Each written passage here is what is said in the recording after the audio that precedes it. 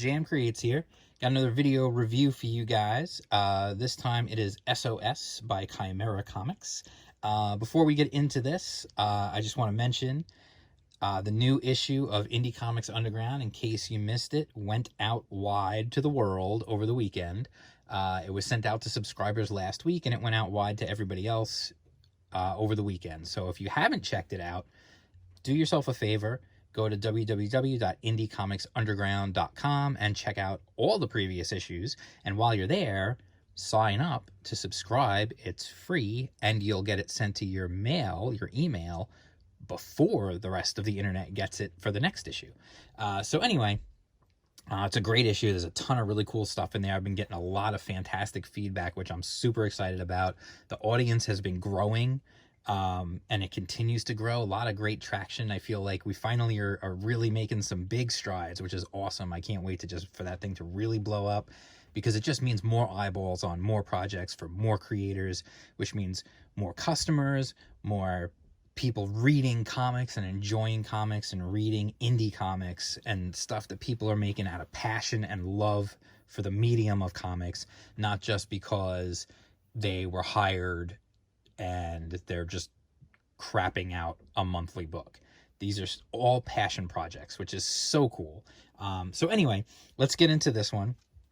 This is SOS, like I said. First and foremost, this was a crowdfunded on Indiegogo comic, which obviously I backed. And actually, right now, as you're watching this video, right now, as we speak, they are crowdfunding the next issue. So if you think this looks interesting and you think this looks cool, you can go check out the Indiegogo campaign for SOS Volume 2. And in that campaign, there is an option to get both Volumes 1 and 2. So you could get caught up and have both. So anyway, you know what? I'll put the link in the description below so you guys can just very easily get right to the campaign. By the way, I don't know if anybody knows this or not, but when I put links to campaigns and stuff in the description, I'm not doing that because I get anything from it. I just want to make that clear. Like, I don't use a referral link. I don't tell a creator, hey, I'll do this for you if you do that for me. Like, I don't do any of that. None of this is like that. I just wanted to make sure that that was clear. So when you click on that link, it's just going to take you to the campaign. And the only reason I'm doing it is because it's more cool indie comics that you can check out. So anyway, let's get into this. This is SOS Volume 1. This is a thick mamma jamma right here. And the first thing I wanted to just mention, you know, I always like to just talk about the quality, like physical quality of the book. This is a seriously thick cover, and it's got this funky, like, textured finish on it. Like, if I hold it up, I don't know if you can quite, yeah, you could probably see it now in the light. Like, it's got a texturing on it. I don't know if you can hear that, but like, it's got this funky, like, texturing on it. You can see it better on the back, on the cover. And honestly, I really like that. It's so unique. And it's just really cool. I just really thought it was a neat touch. I don't know what you call that, but, I'd like to find out, because I like it. I think it's neat. So anyway, we get into this, and obviously written by Chimera. You know, that's, I'm sure, the name his parents gave him. And art and lettering by Ibai Canales, who you might know from the two Iron Sights books done by him and your boy Zach. And also, you might know him if you are someone who has been following Indie Comics Underground for a while. I featured his webcomic Decimators in one of the issues of Indie Comics Underground. It might have been issue 2. I'm not positive on that off the top of my head, but yeah, I definitely did feature it. So anyway, first and foremost, this cover is awesome. This is just a sweet cover. The problem is, I'm not sure which cover it is. I know there's a variant cover. There's 2 different covers, and I'm not sure which one this is, but whichever one it is, it's awesome. Here was the thing I didn't realize. When they call it Volume 1, it's basically like a trade paperback. There are literally 4 issues worth of comics in here, and they even put, like, whether you want to call it chapter covers or issue covers. I guess if they wanted to put these out as floppies, they could, and these would be the covers. It's cool. It's a nice touch. I like the way they did it. Kind of like the way Knuckle Bomb was done, Battle Maiden Knuckle Bomb, same idea. So it's basically like 4 separate stories, although they are, obviously there are things that intertwine between them. So it starts off, during World War II, the U.S. government launched this campaign to create super soldiers, and the program was known as SOS. I don't think they ever tell, if I remember, I mean, I read it last night, and I don't remember them ever saying what SOS stood for. They have this, the whole thing starts off with this funny joke about how they've got a way to weaken the Japanese morale by destroying their masculinity. And he's like, I call the weapon anime. And like, it's, right off the bat what you're in for.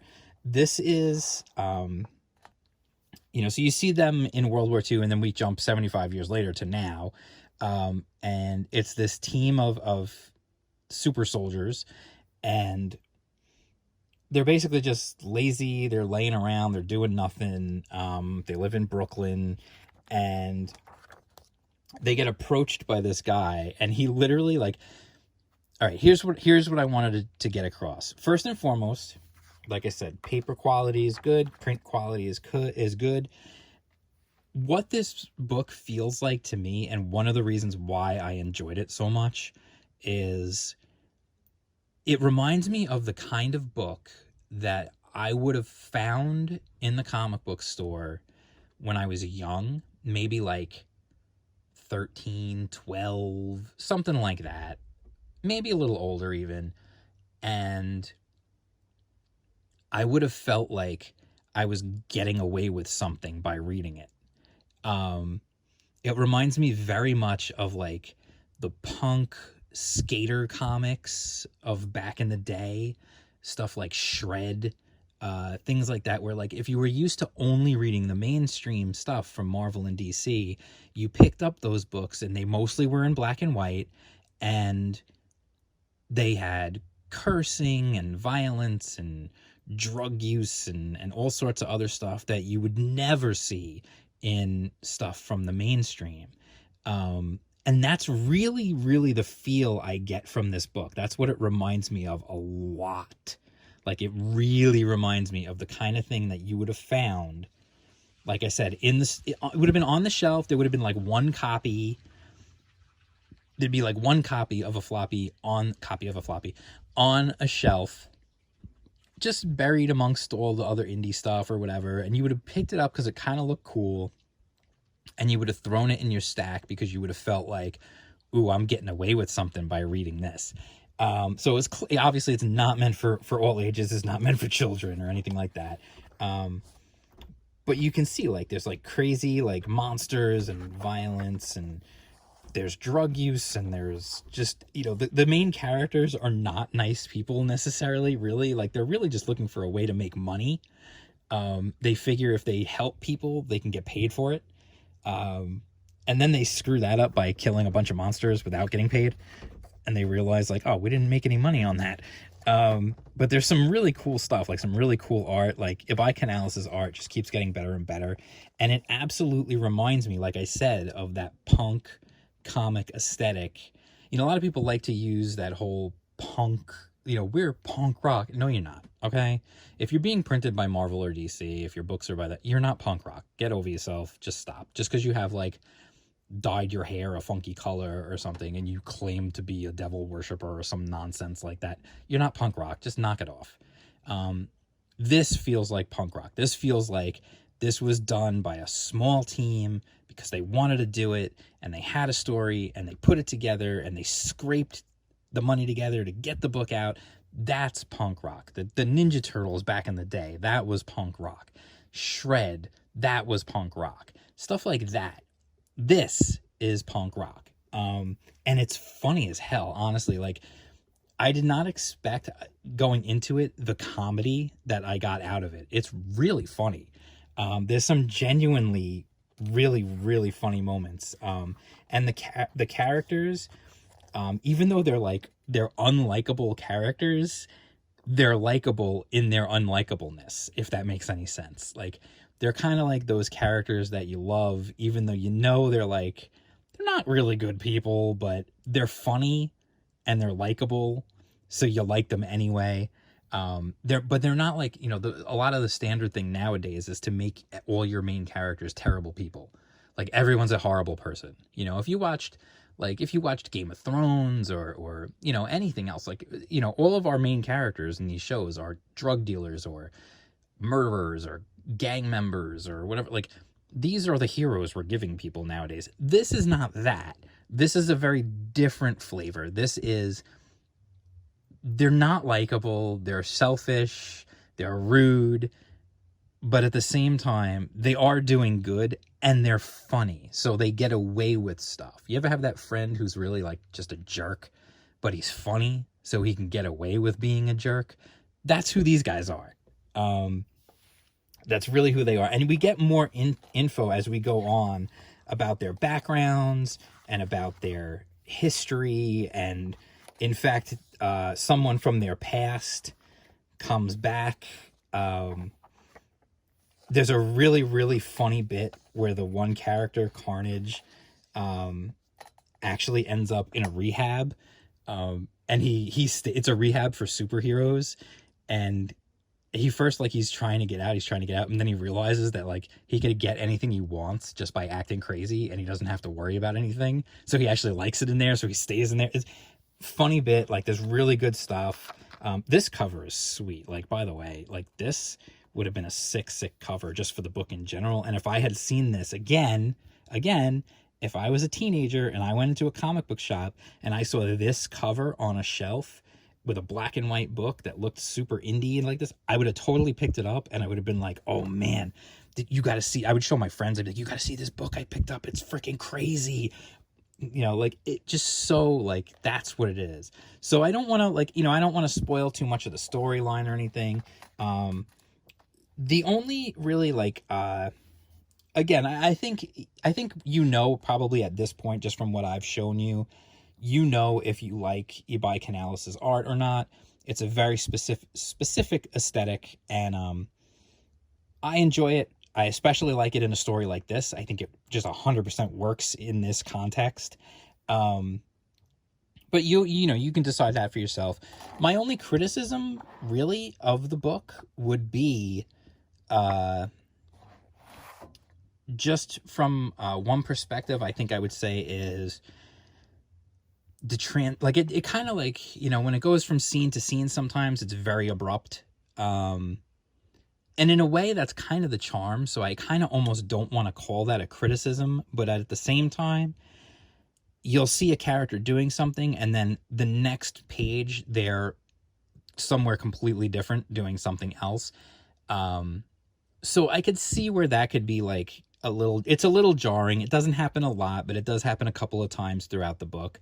And again, this is a lot of pages right here. So to have that happen, like, once or twice from someone who, I think this is his first book writing, you know, that's pretty good. And then, oh yeah, at the end, they give you a nice little, like, character rundown and everything, which is good.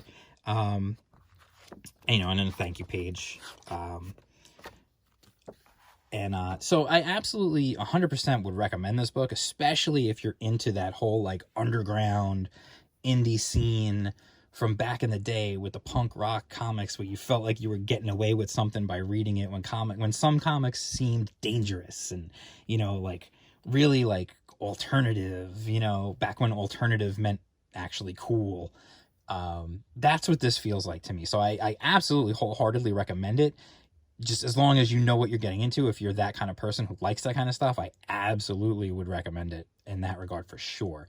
And then, like I said, they're actually running the campaign for Volume 2, which I have to go double check, but I'm pretty sure I already backed Volume 2.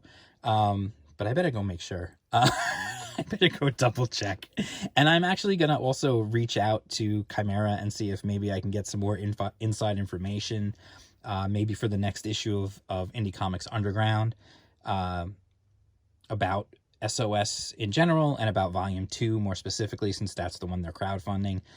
So I'm probably going to reach out to him in the next day or so and see if I can get a hold of him and get an interview maybe for the zine. Indie Comics Underground, by the way, is my free zine dedicated to indie and crowdfunded comics. I know I talked about it already. And I'll put the link down below for that. I'll put the link down below for the campaign for SOS 2, which I'm sure you can go back and get Volume 1. And Volume 2, I'm sure there's like a 2-pack. And if this is your first time here, make sure you subscribe, hit the bell for notifications, click the thumbs up button on the video. If you have any recommendations for indie books you want me to read, let me know. I'm always looking for recommendations, and I'm always looking for stuff. If you're a creator, reach out to me. I've had a few creators reach out to me lately, and I love it. And I'm going to be featuring some of their content in the next few days, probably. So keep an eye out for that. You're going to see stuff that you probably have never heard of. And I love being able to bring that to you guys. Because I love when I find out about stuff that I didn't know existed. So I love to be able to tell you guys about it. So anyway, I'll talk to you guys soon. If you want to support the channel, I'll put the link below. You can get cool Smiley Bones stickers. You can get Indie Comics Underground stickers. You can get t-shirts. You can get a mug that has Smiley Bones and the ICU logo on one side and on one on the other. And that's it. I'll talk to you guys soon. Peace out.